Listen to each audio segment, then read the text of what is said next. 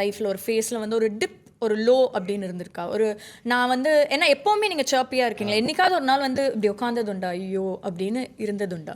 என்னோட ஒய்ஃப் வந்து பார்த்தா ஒலிவாங்க வீட்டிலே. எதுக்கு ஒலிவாங்கன்னா, நான் புலம்புவேன் கிட்ட ஆக்சுவலாக. என்ன புலம்புவேன்னா, இல்லையா நான் வந்து இன்னும் பெரிய மியூசிக் டைரக்டர் ஆகணும். இன்னும் கூட லைக் ஒரு ஸ்ரீகாந்த் தேவனா தமிழ்நாட்டில் தெரியும், பட் பக்கத்து ஸ்டேட்டில் போய் கேட்டால் தெரியுமான்னு தெரியாது, இல்லை ஆல் ஓவர் இந்தியாவில் கேட்டால் தெரியுமான்னு தெரியாது. பட் அது மாதிரி தெரிகிற மியூசிக் டைரக்டர் ரொம்ப பேர் இருக்காங்க. நம்ம அது மாதிரி ஹார்ட் ஒர்க் பண்ணோம். அது இல்லாமல் வந்து ஒரு ஏதாவது இங்கிலீஷ்லேயும் நம்ம சாங்லாம் கேட்கணும். அது மாதிரிலாம் பண்ணும்போது அவங்க வந்து அதை இந்த நீங்கள் சொல்லுங்களேன் ஒரு மாதிரி புலம்புவீங்களா, அதெல்லாம் நானும் புலம்புவேன்.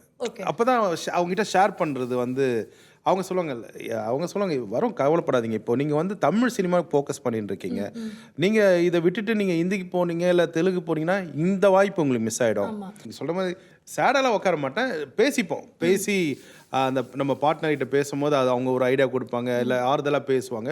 அந்த ஆறுதலாக பேசும்போது இந்த ஃபுல் டே எனக்கு அவ்வளோ எனர்ஜியாக இருக்கும் ஆக்சுவலாக. ஸோ உங்களோட சக்ஸஸ் பிஹைண்ட் ஸ்ரீகாந்த் தேவா உங்கள் ஒய்ஃப்னு சொல்லலாம்.